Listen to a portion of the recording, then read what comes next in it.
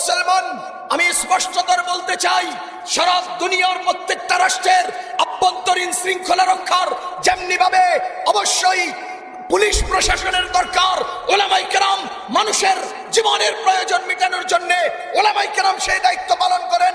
বহিরাগত অনুপ্রবেশকে ঠেকানোর জন্য যেমন পাহারাদারের দরকার, আল্লাহর কসম করে বলছি বর্তমান শতাব্দীতে দারুল উলুম দেওবন্দ, ওলামায়ে দেওবন্দি জনগণের মাঝে, মুসলমানের মাঝে বাতিল কোন ফেরকা অনুপ্রবেশের পাহারাদারি করছে।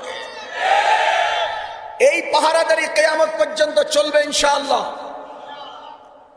জামিয়া রেঙ্গার 3 দিন ব্যাপী শতবার্ষিক সম্মেলন থেকে আমরা একটা মজবুত প্রত্যয় নিয়ে যেতে চাই যে এইখানে শক্ত পাহারাদার থাকবে না, সেখানে বাতিল অনুপ্রবেশ করবেই। সুতরাং আমরা সকল ওলামায়ে কেরাম, ছাত্র বন্ধুগণ দিলে মজবুত প্রতিজ্ঞা নিয়ে আমরা জীবন চলবো। কোন বাতিল কোন অবস্থাতেই মুসলিম সমাজে অনুপ্রবেশ করতে পারবে না। চাই সে বাতিল আহলে হাদিস নামে আসুক, চাই সে বাতিল লা মাযহাবী নামে আসুক, চাই সে বাতিল কাদিয়ানি নামে আসুক, চাই সে বাতিল দেওয়ানবাগী নামে আসুক, চাই সে বাতিল হিজবুত তাওহীদ নামে আসুক, চাই সে বাতিল হিজবুত তাহরীর নামে আসুক। যেই কোনো আকৃতিতে, যেই কোনো জায়গায় কোন একটা বাতিল ঢুকতে চাইবে, টুটি ছিঁড়ে জনগণের ঈমান বাঁচাইতে হবে, আমল বাঁচাইতে হবে ইনশাআল্লাহ। এই পাহারাদারির জিম্মাদারি নিয়ে আমরা বাঁচবো ইনশাআল্লাহ। কথা বলেন ঠিক কিনা? ও মুসলমান আল্লাহর বান্দাগণ, এরা আমরা যে পাহারাদারির দায়িত্ব নিয়ে জীবন চলছি, আমাদের এই দায়িত্বের উপরে আঘাত করতে চায়, আমাদের এই প্রতিষ্ঠানগুলোকে বন্ধ করে দিতে চায়। দারুল উলুম দেওবন্দের উপরে ইন্ডিয়া সরকারের চোখ পড়েছে, নদওয়াতুল উলামার উপর ইন্ডিয়া সরকারের চোখ পড়েছে, আর তাদের গোলামি করে যারা এরা আমাদের এই রেঙ্গা মাদ্রাসার দিকে চোখ দিতে চায়। তারা জানে না কওমি মাদ্রাসা কোথা থেকে শুরু হয়েছে।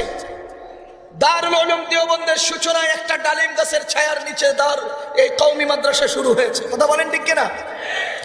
তোমরা মনে করেছো এই বিল্ডিং এর নাম কওমি মাদ্রাসা, তোমরা মনে করেছো দরজা জানালার নাম কওমি মাদ্রাসা, তোমরা মনে করেছো এই ফ্যান আর এই লাইটের নাম কওমি মাদ্রাসা। আরে না না না, কওমি মাদ্রাসা শুরু হয়েছে একটি ডালিম গাছের ছায়ার নিচে। তোমরা আমাদের এই বিল্ডিং ভেঙে দিবে, তোমরা আমাদের এই দরজায় তালা লাগিয়ে দিবে, তোমরা আমাদের এই দরজা, আমাদের জানালা বন্ধ করে দিবে। খোদার কসম, আমরা আমাদের আগের স্মৃতিতে, আগের সেখানে চলে যাব। যতদিন গাছ থাকবে ততদিন কওমি মাদ্রাসা থাকবে। আমরা আমাদের আগের গাছের ছায়া ফিরে যাব। সমস্যা কোথায়? কথা বলেন ঠিক কিনা? আমাদের আকাবিরগণ আমাদেরকে দেখিয়ে গেছেন। রেঙ্গা মাদ্রাসার সূচনায় যে সময় ছিল, তখন দেখেছি, তখন আপনি ইতিহাস খুঁজে দেখেন, এই গাছের ছায়ার নিচে দিয়েই শুরু করেছেন। আল্লাহর মেহেরবানি এখন একটা পর্যায়ে এসেছে। আল্লাহু আকবার কবীরা। আজকের এই মাহফিল থেকে, আজকের এই সম্মেলন থেকে আমাদের সবচেয়ে বড় প্রত্যয়, আমরা রাসূল করিম সাল্লাল্লাহু আলাইহি ওয়াসাল্লামের প্রধান, কি বলে, রাসূল সাল্লাল্লাহু আলাইহি ওয়াসাল্লামের ওয়ারিস হিসেবে দুনিয়াতে বিচরণ করছি। দুনিয়ার সবচেয়ে দামি এবং মর্যাদাশীল মানুষ ওলামায়ে কেরাম, দুনিয়ার সবচেয়ে দায়িত্বশীল মানুষ ওলামায়ে কেরাম, দুনিয়ার সবচেয়ে সচেতন মানুষ ওলামায়ে কেরাম, দুনিয়ার সবচেয়ে বুদ্ধিমান মানুষ ওলামায়ে কেরাম, দুনিয়ার সবচেয়ে সেরাদের সেরা মানুষ ওলামায়ে কেরাম। ও আল্লাহর বান্দাগণ, একদিকে আমরা রাসূলের ওয়ারিস হিসেবে আমরা যেভাবে স্লোগান দেই, ভিন্ন দিকে রাসূলের আদর্শ বাস্তবায়নের সেই দিকেও তো আমাদের একটা দায়িত্ব আছে।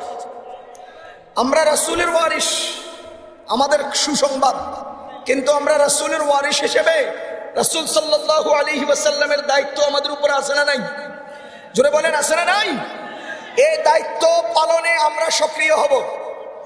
এজন্য সবচেয়ে বড় ওলামায়ে কেরাম, বুজুর্গানে দ্বীন, আসাতিজায়ে কেরামের প্রতি সচেতনতার সাথে সম্পর্ক রাখব, সচেতনতার সাথে সম্পর্ক রাখব, ইজ্জত এবং সম্মানের সাথে সম্পর্ক রাখব, ইলমের সাথে, মুতালার সাথে সম্পর্ক রাখব, সমাজের প্রতি সুদূর দৃষ্টি রাখব, বিচক্ষণ নজর দেব এবং নিজেদের জীবনকে পরিচ্ছন্ন করার চেষ্টা করব।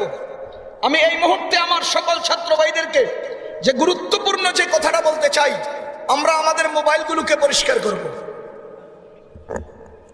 জোরে বলেন, কি পরিষ্কার করব? আরে জোরে কয় না। আমরা আমাদের মোবাইলগুলোকে পরিষ্কার করব। আমি বুকে হাত দিয়ে আল্লাহকে সাক্ষী রেখে বলছি, যার মোবাইল বর্তমানে যত পরিষ্কার তার দিল তত পরিষ্কার।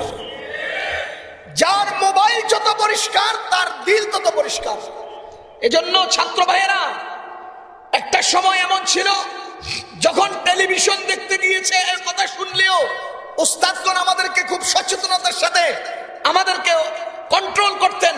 কিন্তু এখন প্রযুক্তি আমাদের হাতে এমন জায়গায় এনে দিয়েছে যে আমরা রাত্রে ঘুমিয়ে মশারির নিচে শুয়ে মসজিদের ছাদে, মাদ্রাসার ছাদে আমরা জটলা হয়ে জড়ো হয়ে বিভিন্ন কাজ এমন করে ফেলি যে সমস্ত কাজ আমাদের নৈতিকতার বিরুদ্ধে, সততার বিরুদ্ধে, আদর্শের বিরুদ্ধে।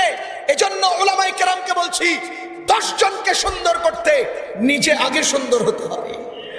আমাদের দায়িত্ব আমাদের জীবন পরিচ্ছন্ন করা, আমাদের দায়িত্ব আমরা সমাজকে পাহারাদারি করা, আমাদের দায়িত্ব আমাদের ইলমের নূরকে সমাজের মধ্যে বিলিয়ে দেওয়া, ছড়িয়ে দেওয়া। নবী করিম সাল্লাল্লাহু আলাইহি ওয়াসাল্লামের আদর্শ হিসেবে আমরা এই দায়িত্ব পালন করে যাব ইনশাআল্লাহ। এরপরে যখনই যেই কোনো ফিতনা মাথা ছাড়া দিয়ে উঠবে, তখনই বিজ্ঞ উলামায়ে কেরাম ওই ব্যাপারে যেই ফতোয়া দিবেন, যেই কথা বলবেন, আমরা সবাই ঐক্যবদ্ধভাবে সমাজে সেই ফতোয়া বাস্তবায়নের মেহনত করব। পারবো না ইনশাআল্লাহ? এর মধ্যে বর্তমান সময়ে অন্যতম একটা ফিতনা দাওয়াত ও তাবলীগের ফাটল সৃষ্টির ফিতনা। দাওয়াত ও তাবলীগের এই প্রশ্নের ঊর্ধ্বের এই মেহনতে যে বা যারা এমন একটা প্রশ্নবিদ্ধ করেছেন, সমাজের মুসলমানদেরকে মাথায় হাত বুলিয়ে, পিঠে হাত দিয়ে মসজিদের মিম্বারে, মাহফিলের মিম্বারে যেখানে সুযোগ হবে সেখানেই জনগণকে আমরা ওই ফিতনা সম্পর্কে সচেতন করব ইনশাআল্লাহ। হিজবুত তাওহীদ সচেতন করব, বাতিল ফিরকা সচেতন করব, আহলে হাদিস লা মাযহাবী সচেতন করব। জনগণকে এইভাবে একে একে ভুল পথে, উল্টা পথে, বিচ্যুতির দিকে নিয়ে যাচ্ছে। এই মুহূর্তে আমাদের সবচেয়ে বড় দায়িত্ব নবী করিম সাল্লাল্লাহু আলাইহি ওয়াসাল্লামের ওয়ারিস হিসেবে নিজের জীবনকে পরিচ্ছন্ন করব, জগতের মানুষকে সুন্দর পথে ডাকবো এবং যেই কোনো বাতিল ফিরকা সম্পর্কে জাতিকে সচেতন করব ইনশাআল্লাহ। আল্লাহ তাআলা আমাদেরকে কথাগুলো বুঝার তৌফিক দান করুন।